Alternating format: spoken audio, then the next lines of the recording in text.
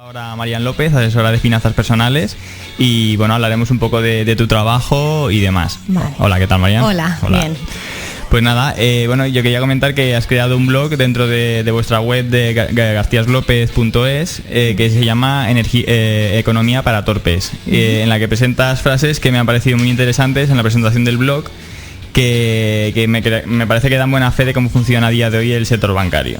Algunas frases que quería destacar, que por ejemplo has estado 12 años trabajando en la banca gestionando patrimonios de banca privada, que cuando te reunías con tus clientes te costaba mucho trabajo posicionarte del lado de la entidad para la que trabajabas e intentar colocar un producto que quizás no me convencía demasiado. Lo hacía porque tenía que cumplir objetivos, pero sabía que éticamente quizás no fuera lo más adecuado. O sea que así es como funciona a día de hoy los bancos. Vamos, así es como funciona. Que básicamente antiguamente era como que te asesoraban en que cogías un producto que fuera el más adecuado, pero a día de hoy te intentan colocar lo que sea como si, y a vosotros os usaba, o cuando tú estabas allí te usaban como comercial básicamente. Exacto. Vale. Luego, otro punto interesante de tu presentación del blog es que estabas horas interminables en la oficina, viajes, reuniones. Tenía un nivel económico aceptable, pero no me sentía cómoda en mi trabajo. Tras sufrir una presión brutal por una complicada fusión de entidades que me llevó a perderme el primer año de vida de mi hija, decidí dar el paso definitivo y lanzarme al vacío. O sea, dejar ese trabajo. Exacto. y poder disfrutar un poco también de tu hija. Vamos. Sí, entre otras cosas, sí. Sí, la verdad es que parece increíble como también todo este cambio que ha habido en el sector bancario con la crisis y demás, cómo han apretado, dan confusiones a la gente que está trabajando allí, que encima los que dais tú cuando estabas ahí dando la cara como si tuvierais culpa de algo, que mucha gente se mosqueaba con la gente que trabajaba en banca. Claro, hombre, ten en cuenta que nosotros, el señor Rato estaba en su cima ahí, escondido de todo, pero quien realmente daba la cara somos nosotros, los comerciales, la gente que está en el día a día en la oficina. Entonces, claro, el cliente muchas veces nos decía, si no es contra ti, pero tengo que protestar, entiéndeme, que era totalmente lógico. O sea que sí, eso sí que es cierto. Sí. Y bueno, la última estrofa o último cacho destacable de esa presentación es que eso me hizo ir fraguando un plan B. ¿Por qué no posicionarme del otro lado? ¿Por qué no salir de mi zona de confort? En definitiva, ¿por qué no utilizar mi experiencia para ayudar a comprender las finanzas a todos aquellos que no son expertos en ello? Y eso, bueno, me parece interesante porque no solo has decidido ofrecer tus servicios como asesora, sino que además estás desarrollando también una función muy, muy divulgativa últimamente e informativa en cuanto a finanzas se refiere. Por ejemplo, estás en tu blog, estás en el periódico económico local Economía de Mallorca, también das charlas en Palma Activa y hoy, por ejemplo, estás aquí en Spooner Radio y ¿por qué te lanzas a hacer esta función divulgativa? ¿Te parece que la información financiera que nos dan los grandes medios no es del todo fiable, por ejemplo? A ver, no es que... En teoría, los bancos en su documentación, cuando tú vas a firmar un contrato, tienen que poner absolutamente todas las cláusulas habidas y por haber, porque hay una normativa europea que se llama MiFID, que les obliga a ser transparentes, a dar toda la información al cliente, a que la inversión se adapte al perfil, etcétera, etcétera, un montón de cosas, ¿no? Que ahora, bueno, no voy a explicar aquí en detalle. Entonces, ¿qué pasa? Claro, el cliente tiene el contrato delante, pero a pesar de los pesares, se sigue fiando de la persona, de Pepito, de Pedro, de Juan, de Ana María, de la gente que está allí. Entonces, a veces pues les dicen, venga, esto te irá bien, tal y cual, fírmame. O simplemente el cliente lo lee, pero no entiende lo que está leyendo. Ya, que es lo que ha pasado también con las preferentes. Claro, entonces el problema es ese. ¿Qué hacer? Hombre, pues yo creo que estoy en mi labor divulgativa, lo que intento un poco es pues ofrecerme como ayuda, como soporte a esa gente, pues porque no todos tenemos una cultura financiera exquisita, yo tampoco soy ultra técnica, pero bueno, sí que puedo ayudar a esas personas. Te has dedicado 9 años, sí, si no estás tú formada. 12, pero bueno, que me refiero que sí, que considero fundamental llevar a esa gente de la mano y decirle, oye, mira, ten cuidado. Por ejemplo, ahora te adelanto ya el contenido de mi post de esta semana, va a ser un poco precauciones que tenemos que tomar antes de firmar un contrato de inversión, por ejemplo, pues para un depósito, para lo que sea, cualquier cosa. Entonces, claro, la gente muchas veces o no lee la letra pequeña, o la letra pequeña es tan pequeña que casi ni se ve, porque claro, la información que dan en un folleto está capada. A ti te dan la información para venderte un producto, para hacértelo atractivo, pero no te cuentan la parte negativa que puede tener ese producto, no te cuentan que ese producto te puede hacer perder dinero. Al contrario, tú te vas a un banco y casi todo el mundo, no, garantizado, no te preocupes que tu dinero, y muchas veces no es así. Sí, muchas veces cuando vas al banco todo te lo pintan bonito y mucha gente pues cae porque claro, es gente trajeada, que te fías de ellos. Bueno, antiguamente el sector bancario era otra cosa y te intentaban ayudar, porque mi mujer también ha trabajado en el sector muchos años. Y también al fusionarse la entidad también hubo este cambio radical en su entidad, de que pasaron de ofrecer productos que eran buenos para el cliente a ofrecerles cualquier cosa, y si no, cada semana tenían ahí a un directivo metiéndoles caña, que porque no. Claro, es que pasamos a ser números, de ser personas, de ser Marian, pasé a ser la empleada número 3465, por decirte un ejemplo. Entonces, claro, te miraban por los números que hacías, no por la calidad del servicio que ofrecías, no porque tu cliente estuviera contento, no, simplemente hay que colocar esto, pues hay que colocarlo, y punto, y no preguntes ni nada. Y bueno, pues está claro que recomiendas a la gente de que antes de firmar cualquier cosa se asesoren bien, porque que no se fíen de lo que le digan tampoco directamente en el banco, porque desgraciadamente no es tan bonito como te lo puedan pintar allí. No, de todas maneras ellos tienen la obligación de darte una copia siempre, entonces tú puedes leerte detenidamente el contrato, saber lo que hay, los pros, los contras, todo. Y ya hay entidades que en su propia página web te ponen la ficha del producto toda detallada, pero aún así yo siempre recomiendo que lo lean, que lo que no entiendan lo pregunten, que si no tienen un asesor financiero, pues allí mismo en el banco que pregunten, oye, ¿y esto qué es? Pero que pregunten, que no se queden con la duda, que no firmen algo que no entiendan. Eso es fundamental, porque luego es muy complicado reclamar. Se puede reclamar, pero todo tiene un proceso, que es el expediente, pues para resolver el expediente hay una entidad que hay un sitio donde son dos meses, otro que son 4, luego que si tienes que meterte en plataformas de consumidores, en fin, para hacer reclamaciones, porque muchas veces hay gente que tampoco lo sabe, es decir, a veces es mejor, ahora con todo el tema de las cláusulas suelo, lo de las preferentes, es preferible acudir a plataformas de consumidores que ellos ya hacen reclamaciones masivas, porque te suelen hacer más caso que cuando es una individual. Desgraciadamente es así, tienes más poder, más fuerza. Claro, la unión hace la fuerza. Ahí.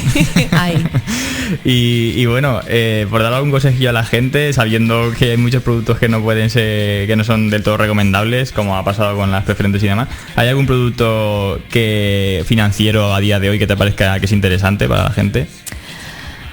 A ver, a día de hoy, producto financiero, está la cosa muy chunga. Sí. Están dando muy poquito. Es decir, lo único, las cuentas remuneradas, que son cuentas, pues que si tú tienes un dinero X, pues te pagan un tipo de interés, muy poquito, y luego además te piden que te vincules con el banco, vamos, que poco más o menos te piden hasta el número de zapato que llevas, porque te piden de todo, nóminas o ingresos, que contrates seguros con ellos, que domicilies recibos, etcétera, etcétera, etcétera.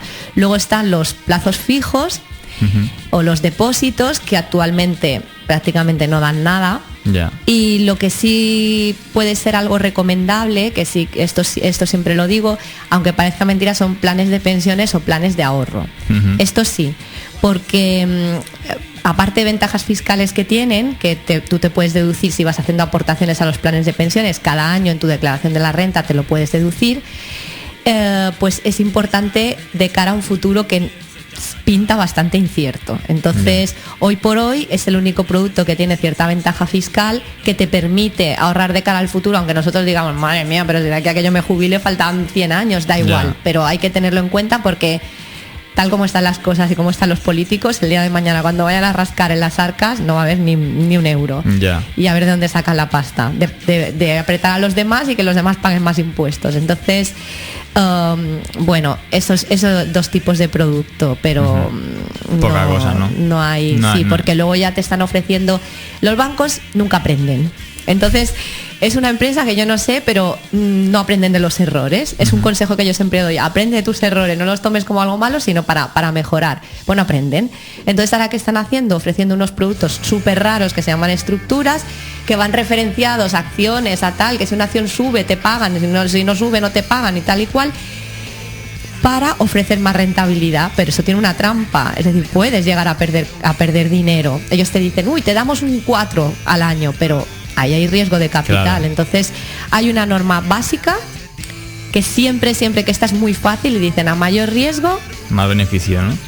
Más beneficio, mejor beneficio, pero o más es decir, pérdida, a más beneficio que quieras, mayor riesgo tienes que afrontar, y eso es así sí o sí, o sea, claro. Nadie da duros a pesetas, y menos los bancos, está que claro. Tienen que mirar por ellos. Está claro, y así como está, que últimamente hace poco ahora ha aparecido en el BMN que han denunciado a un directivo porque por lo visto había hecho una operación por Miami, habían comprado unos pisos, habían pagado una cantidad de, no sé, 40 millones, una barbaridad así, porque pensaban que era para comprar un terreno y era simplemente para como cerrar, o sea, para que tenía ese contrato stand-by, pero luego tenían que pagar un montón de millones más y no lo habían entendido, y él dice que no había visto la letra pequeña, como dices tú. Ay. Y eso que es un directivo importante de un grupo bancario que lleva un montón de años allí en Mallorca. Sí, pero bueno, y luego no sé si visteis el otro día en la tele que salió ya mucho menor escala, claro, el padre aquel que se ha hecho viral, que le ingresó en el Banco Santander 10 euros para la excursión de su hijo y le cobraron 10 euros de comisión. O sea, vamos a ver, ¿aquí qué está pasando? Entonces, es que esto de las comisiones Claro, es que un banco no deja de ser una empresa. ¿Qué pasa? Pues que tiene que tener beneficios, de algún lado los tiene que sacar, a base de margen en contra del cliente y a favor suyo, claro, para ganar algo. Pero... Sí, lo que pasa es que los que comercian con dinero siempre es un poco feo popularmente, porque claro, yo voy y no tengo un duro, me van a cobrar todas las comisiones que puedan, y si voy y tengo un montón de dinero y digo que me las quiten, me las quitan. Y si vas y no necesitas un préstamo, te lo dan, y si vas y lo necesitas, pues lo tienes más crudo. Claro, a ver, que está claro que no son hermanitos de la caridad ni nada. No, la pena que yo creo que ha pasado con la crisis es que han desaparecido las... ¿Cómo se llamaba? Pasaron a ser bancos todo lo que eran como Sa Nostra, cajas de ahorros. Eso, vale. Las cajas de ahorros. Eso es una pena que se han perdido, porque en teoría, cosa que yo tengo en duda que fuera del todo cierto, su finalidad era un bien social, en teoría, las cajas de ahorros. Hombre, las cajas de ahorros por ley es su finalidad. Exacto. Pero bueno, mira lo que pasó con Caja Madrid, tiene una caja de ahorros. Ya, por eso. Es decir, que también... muchas veces es quien está arriba. Es decir, cuando estás ahí en el mundo y tal, claro, yo manejaba patrimonios a partir de 1 millón de euros, y entonces pues hacía muchos viajes a Barcelona, Madrid, y cuando ves los pisamoquetas que hay por ahí que ganan unos sueldazos increíbles y que al final están todo el día rascándose la barriga, no hacen nada más. A ver, no es tirar mierda, también hay buenos profesionales, es decir, también he conocido buenos directores y buenos profesionales que han mirado por el bien de su cliente dentro de sus posibilidades y lo han hecho muy bien. Quiero decir, y funcionan y son muy queridos por los clientes, pero hay de todo, ¿eh? Pero es que, no sé, yo creo que como en cualquier negocio, si lo haces bien tu trabajo, en el futuro te va a dar beneficios. Claro, es que es como que pan para hoy, hambre para mañana, si lo único que haces es atracar a tus clientes, ¿no? Pero parece como, es lo que decimos, seguramente... por eso hay departamentos como el que estabas tú, que era para grandes carteras, les dan un buen servicio a las grandes carteras, pero luego al ciudadano a pie nos pegan los palos para sacar el dinero. Y eso es también, o sea, vale que a lo mejor las grandes carteras les van a dar más beneficio, pero yo qué sé, también la reputación, la imagen que pueda dar un banco, creo que a la larga también les puede afectar negativamente. Exacto. Pero bueno, parece que la clase media lo tenemos mal últimamente. Lo tenemos muy mal. La verdad es que sí.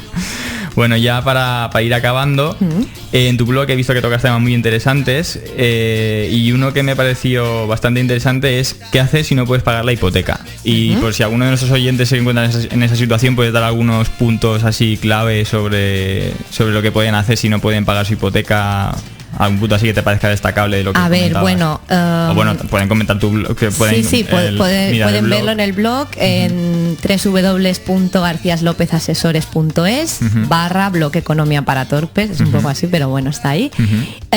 Bueno, básicamente esto fue a raíz de la crisis. Claro, ¿qué pasa? Que hubo mucha gente que en los años precrisis, yo he conocido gente pues que se metió en casas, en pisos que luego no ha podido pagar porque se metió en casas un poco por encima. Los bancos, las tasadoras se volvieron locas, tasaban por encima del 80%, los bancos daban crédito alegremente, entonces todos un poco empujaban la alegría que había en el mercado, todo eso empujaba un poco a que hubiera gente que se aventurara pues a comprar pisos por encima de sus posibilidades, que en ese momento podían afrontar las cuotas, pero hay mucha gente que trabajaba en el sector de la construcción.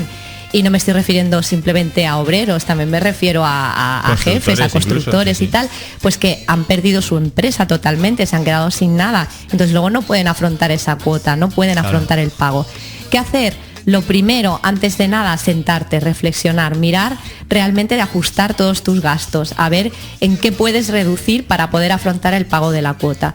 Segundo, acudir al banco, a intentar negociar como sea, una novación de hipoteca, que es que te renueven las condiciones, es decir, pero tienes sí o sí que intentar antes que nada negociar con tu banco, porque sí que es verdad que los bancos no están muy por la labor, pero si tú vas al banco con la intención y les dejas claro que tu intención es seguir pagando, pero que necesitas negociar las condiciones, o bien para que te rebajen la cuota, te pongan algún periodo de carencia, que significa que estés una temporada pues hasta que recibas ingresos pues sin pagar o pagando solamente intereses.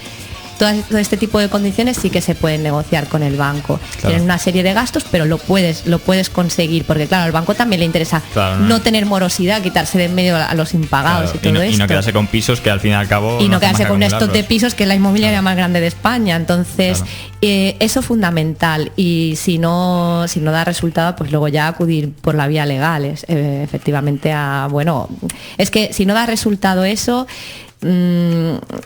acabas perdiendo la casa, se ejecuta la hipoteca y sale a subasta tu piso y no tienes... Y actualmente en España la verdad es que en esto no estoy muy puesto. ¿La dación en pago es válida o depende de la entidad? La dación en pago es válida, pero no suelen aceptarla. Es decir, tú puedes, pero bueno, legalmente es válida, tú la puedes ofrecer, como a la hora de negociar con el banco tú puedes decir, mira, es que no puedo afrontar de ninguna de las maneras, ni aun negociando las condiciones, quédate con mi piso y liquido la deuda, y que me queda por pagar tal, pues ya veré cómo lo pago, pero la dación en pago sí, por supuesto, pero es totalmente pero no lo suelen querer. Lo que pasa es que, son un poco reticentes, pero no se pueden negar, es decir, por ley no se pueden negar a una dación en pago. Vale. Bueno, pues nada, María, muchas gracias por haber venido. Gracias a ti por haberme invitado, un placer venir aquí. Y bueno, ya sabéis, para todo lo que necesitéis, en Palma Activa la verdad es que también súper contenta, porque di una charla un poco a emprendedores, centrada en el tema de financiación, cómo pedir financiación a un emprendedor, dónde acudir. Es decir, hay un montón de temas súper interesantes. A mí me apasiona, estoy encantada, y muchísimas gracias por haberme invitado. Es un placer estar aquí con vosotros. Cuando quieras, pues si quieres comentar algún tema que te parezca interesante y tal, ya sabes, aquí tienes las puertas abiertas. Perfecto, Pedro. Lo sé. Muchísimas gracias. Gracias a ti. Venga. Bueno, quien quiera ver más información y el blog, el link del blog de Marian está en nuestra página de Facebook de ceroizquierdo.com. Vamos con un tema musical y ahora sí que volvemos con la entrevista de Las apariencias engañan.